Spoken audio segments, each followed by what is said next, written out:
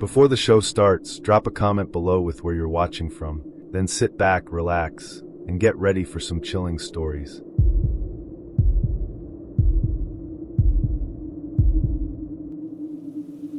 I had just wrapped up a grueling 2-day business trip and was halfway through a long drive home.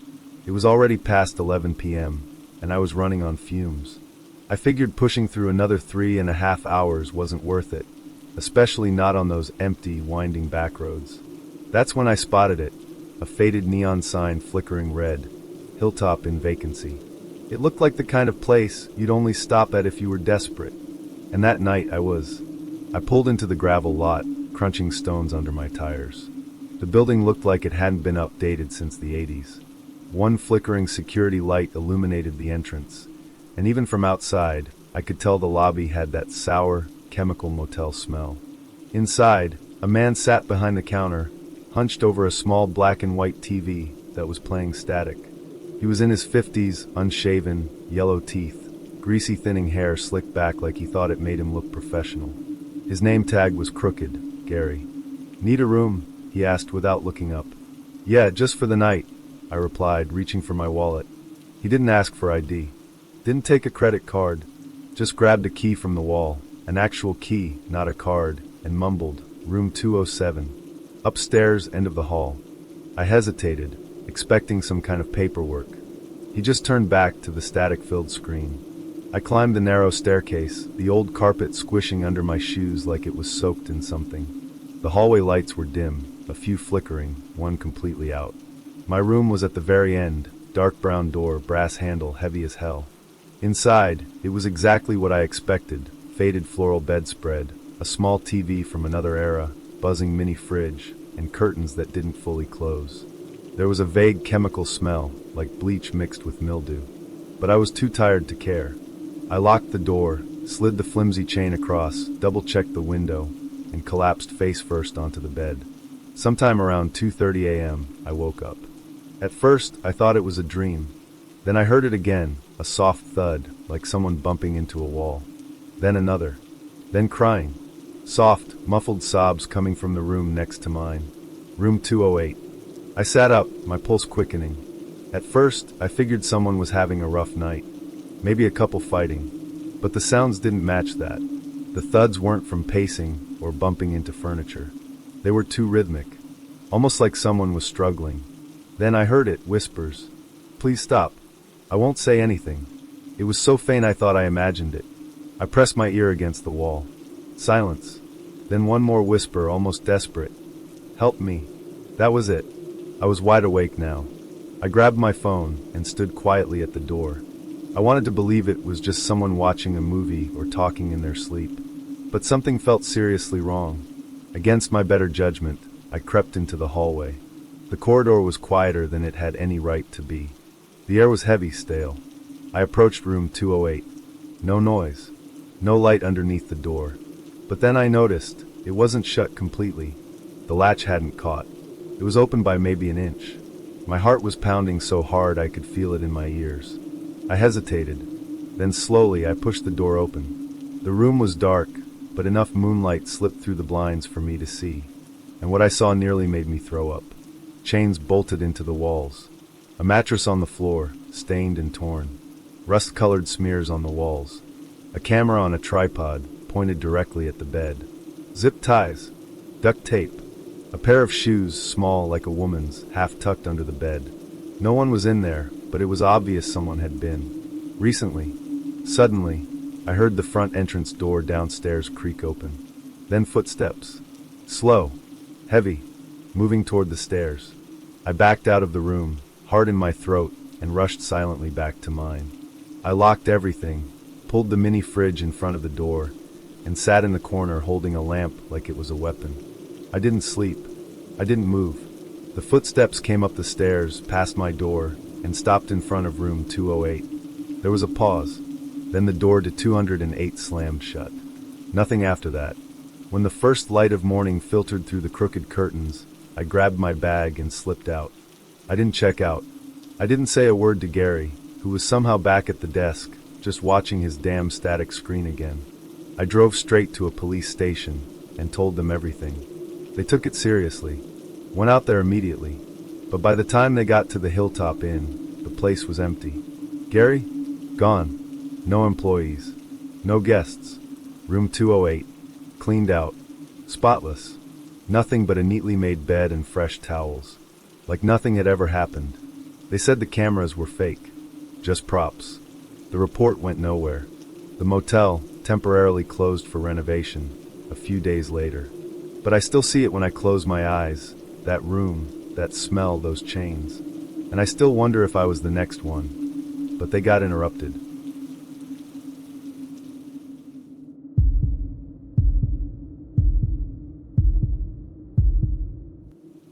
It started with a feeling. You know the one, like someone's watching you. At first, I chalked it up to stress. I was 24, juggling grad school and a crappy part-time job at a diner. My days were a blur of lectures, burnt coffee, and late-night walks home. That's when I started noticing him. Or, I thought I did. The first time was on my usual walk from the bus stop. There was this guy across the street, maybe 6 feet tall, dark hoodie, jeans, walking just a little too slow. Every time I stopped to check my phone, he stopped too. But when I looked directly at him, he turned away. I brushed it off. It happened again. And again. Always the same distance. Always just far enough that I couldn't make out his face. I tried telling myself it was coincidence. Maybe we just shared the same route. Then came the messages. The first was a sticky note on my car windshield.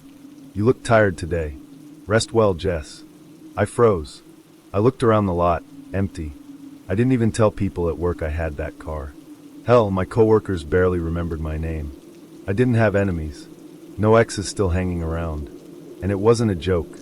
The handwriting was too careful, too deliberate. Over the next 2 weeks, more notes came. Slipped under my door. Taped to my mailbox. One left on my bedroom window, which was on the 2nd floor. They weren't threatening, but that almost made it worse. They were personal. That sweater brings out your eyes. You shouldn't walk alone at night. I liked your hair better before you cut it. I went to the police. They took down the details. Told me unless there was a direct threat or physical harm, there wasn't much they could do. Could be a prank, the officer said. Keep your doors locked. I started sleeping with a kitchen knife under my pillow.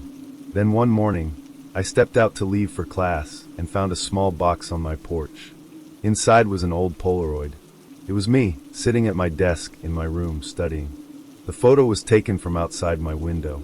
My stomach dropped. I had blackout curtains, but I'd left them slightly open that night. I didn't even make it to school. I packed a bag, drove to my sister's, and crashed on her couch for 3 days. No notes. No boxes. No messages. I thought maybe I'd shaken him. When I came back to my apartment, everything looked untouched. I checked every room. Nothing. Until I opened the closet. There was a faint, musty smell. I pushed the clothes aside and found a small hole, no bigger than a quarter, drilled into the wall. It led straight to the apartment next door, which had been vacant for months. At least. I thought it was vacant. I knocked on the neighbor's door. No answer. I reported it to the landlord. He promised to look into it. Said the last tenant left suddenly. No forwarding address. No phone. Just vanished. That night, I couldn't sleep. I kept imagining someone watching me through that hole. So I moved the dresser in front of it. At 3:47 a.m., I woke up to a loud crash, glass breaking. Then silence. I crept toward the living room and saw that the window had been shattered from the outside. There was something lying on the floor.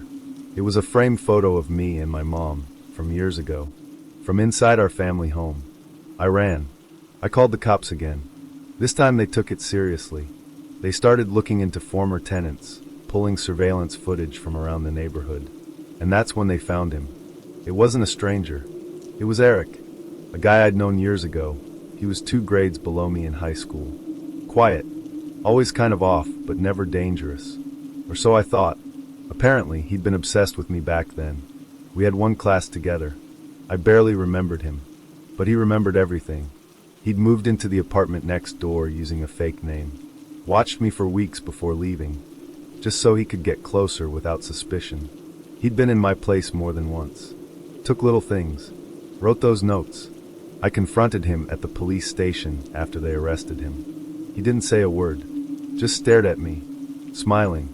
The cops said it was more than obsession. It was planned, thought out. He had pages of notes about me, schedules, drawings, timelines. He wanted to scare me, break me down, and it almost worked. But the worst part? When they asked him why he started doing it again now, after all those years, he just said, "She forgot me. I wanted her to remember."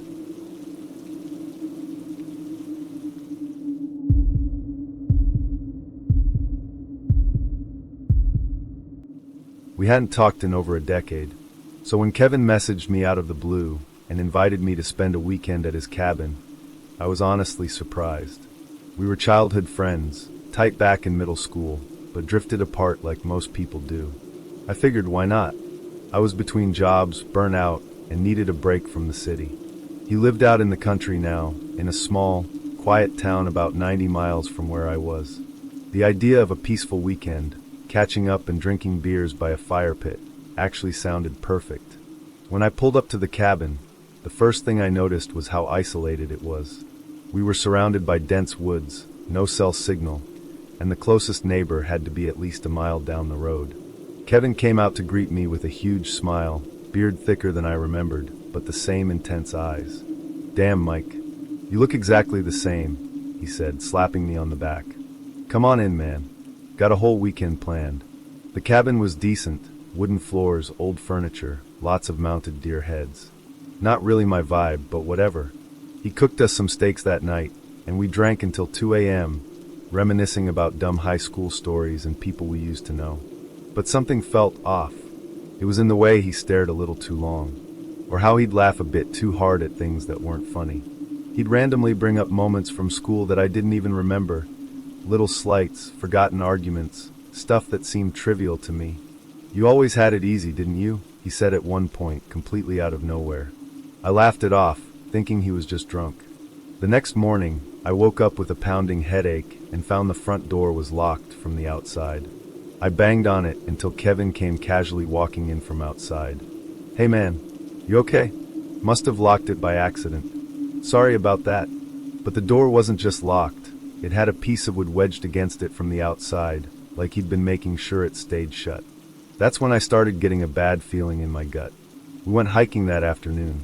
He insisted on showing me this cool overlook, a few miles into the woods. I agreed, even though my instincts screamed not to. We walked for what felt like forever. Kevin kept talking, but it wasn't small talk anymore. He started bringing up really weird, dark stuff, like how he always felt invisible in school, how everyone had favorites, how certain people got everything while others got nothing. I tried to change the subject. He'd smile, but not with his eyes. At the overlook, I stood by the edge, pretending to admire the view. Then I noticed something half buried in the dirt. A metal rod, no, a spike. Half a dozen of them, camouflaged under leaves and branches, right where someone might fall if they slipped.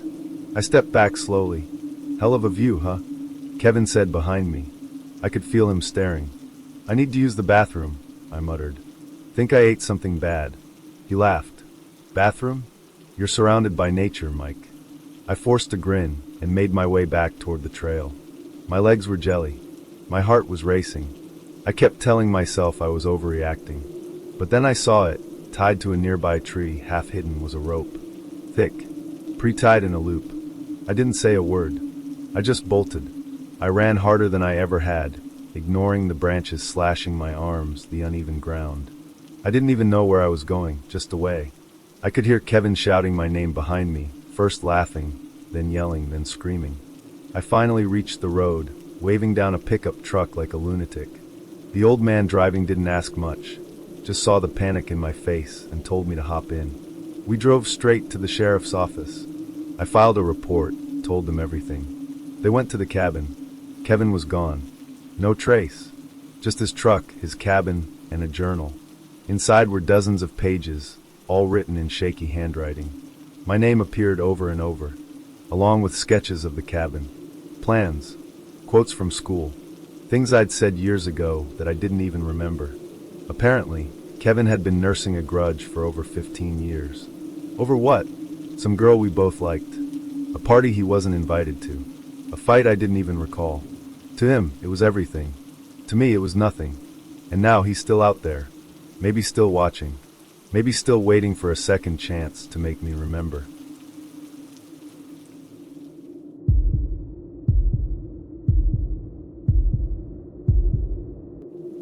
Hospitals are strange at night. Quiet, but never peaceful. The fluorescent lights buzz. Machines beep in uneven rhythms. And sometimes, in those dark corners, you hear things you'd rather not. I've been a nurse for over a decade. I've seen people come in half dead and walk out laughing. I've seen others slip away without a sound. But nothing prepared me for what I uncovered at Ridgeway General. It started when we got a new doctor, Dr. Adam Price. Young, maybe mid-30s, charming in that rehearsed way. He had this cold calmness, like nothing rattled him. Too calm, honestly. He didn't mingle much. Always walked the halls late, even when he wasn't on call. Said he liked to check in on things. One night, I caught him in room 407. The lights were off, and he was just standing over a patient. Not touching, just watching. I flicked the light on and startled him. He smiled and mumbled something about monitoring vitals, then left quickly. I checked the chart later. That patient wasn't even under his care. I started paying attention after that. He avoided answering simple questions. He was never in the break room. Never paged. Always showed up where he shouldn't be. Once, I saw him exiting the supply closet at 3 a.m. He said he was restocking, but no supplies were missing. No log. Then a patient died. A woman in her 40s, recovering from a routine gallbladder surgery. Everything had gone fine, until the night Adam took over her care. The autopsy showed an overdose of a medication we don't even stock on that floor. I brought it up to the charge nurse. She shrugged. Doctors make mistakes. But this wasn't a mistake. It was intentional. So I started digging. Turns out, no one really knew where Adam came from. HR said he was transferred from out of state. No one had seen his credentials in person. He had a badge, sure. A white coat. But when I asked one of the pharmacy techs if he'd ever verified Adam's prescribing number, he looked confused. So I ran his name. No license under Dr. Adam Price in any medical database. No records. Nothing. He didn't exist. I printed everything I found. I had every intention of taking it to the hospital board the next morning. But that night, I was on the graveyard shift. Around 2:15 a.m., the hallway lights dimmed, routine for late hours. I was checking charts when I noticed one of the patient monitors was offline. Room 412. A new admit. Elderly. Stable. I walked in and froze. Adam was there. Not in a coat. Not in scrubs. In black. Gloves on. Holding a syringe. He looked at me like he'd been expecting me. "You've been watching me," he said calmly. "That's dangerous, Laura." My heart slammed in my chest. I couldn't scream. Couldn't move. "I don't enjoy this, you know," he continued. "But some people don't belong here. Some people need help going." I stepped back slowly, reaching for the call button on the wall, but he stepped closer. "You could be next." That's when I swung the clipboard in my hand straight into his face. He stumbled, dropped the syringe, and I ran. Hit every emergency button I could. Security came fast. He was still in the room when they tackled him. Calm. Almost proud. They found everything later. Fake IDs, forged medical degrees, a burner phone with notes about patients, and me. Turns out he wasn't even named Adam. He'd been hopping from hospital to hospital for years. Always under a new name. Always leaving before anyone could figure him out. He wasn't killing for revenge or money. He was just fascinated by the moment between life and death. He said it was pure. He's behind bars now, hopefully for good. But sometimes, late at night, when the lights flicker in the hallway and everything's quiet, I still feel his eyes on me, like he's not done yet.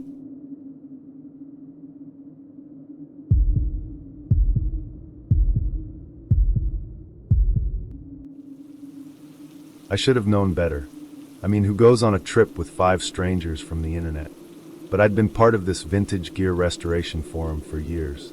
We swapped tips, shared photos, posted reviews. And when Rustwood 71 floated the idea of a weekend retreat to work on old gear and hang out offline, it sounded kinda perfect. I'm 39, divorced. Not many friends left around.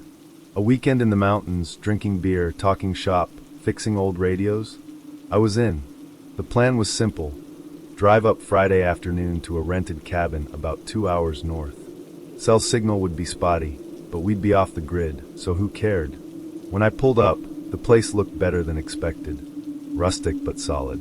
A long driveway through dense forest, no neighbors in sight. One car was already there. Then another rolled in just after me. We all greeted each other, Dave, Lisa, Rob from the forum, and this really quiet guy named Curtis who barely spoke. And then there was Mason, Rustwood 71 himself. Late 40s, the host. Friendly, organized, a little intense. That first night was normal. We drank, grilled burgers, and geeked out over gear. Mason showed us this massive generator-powered radio setup he'd built in the basement. It was impressive. A little too impressive. Like, why would someone need this much equipment? Level. But again, I figured he was just passionate. The next day, little things started to bug me. I asked Lisa how long she'd been restoring gear. She said, just a year. But online, I'd seen her post stuff going back 5. Rob claimed to be a Navy vet, but when Dave asked what ship he'd served on, he couldn't name one. Curtis never spoke, just watched. By afternoon, we'd lost all cell signal. Even the GPS wouldn't load. Mason said it was the mountains, nothing to worry about. But that night, I couldn't sleep. I kept thinking about the gear in the basement, how Mason had labeled everything. Some of it wasn't even radio equipment. It looked military. There were maps, strange handwritten notes, even files on people. I saw my own name on one of them, in a folder near the desk. I barely slept an hour. The next morning, Mason told us we'd be trying something new. Said he had a setup in the woods a few minutes from the cabin. Wanted to show us a real survival test. Everyone seemed on board. I smiled and nodded, but inside, I was freaking out. When we reached the site, I saw what he meant. In a small clearing, there was a structure, half shelter, half cage. Metal frame, barbed wire coiled around one side, and what looked like restraints. I stopped walking. "What is this?" I asked. Mason turned, that same calm smile on his face. "This is where we separate the ones who belong from the ones who lie." That's when Rob grabbed me from behind. I elbowed him hard, managed to break free, and ran. I didn't look back. I heard shouting, branches snapping, someone tripping behind me. I ran until my lungs burned, until I couldn't hear them anymore. I hid in a dried-out creek bed for hours. At one point, I heard a vehicle starting in the distance. Then silence. At dawn, I made it back to the road and flagged down a passing trucker. The police were called. A whole investigation started. By the time they reached the cabin, it was empty. Scrubbed clean, like no one had ever been there. Even the gear in the basement was gone. Mason's online profile? Deleted. Same with the others. Turns out, it wasn't about radios. They were part of some extremist prepper group. They'd been luring people through niche hobby forums, collecting intel, testing loyalty, sometimes recruiting, other times eliminating. I was lucky, one of the few who got away. Now every time someone invites me somewhere online, I wonder, was that real? Or just another setup?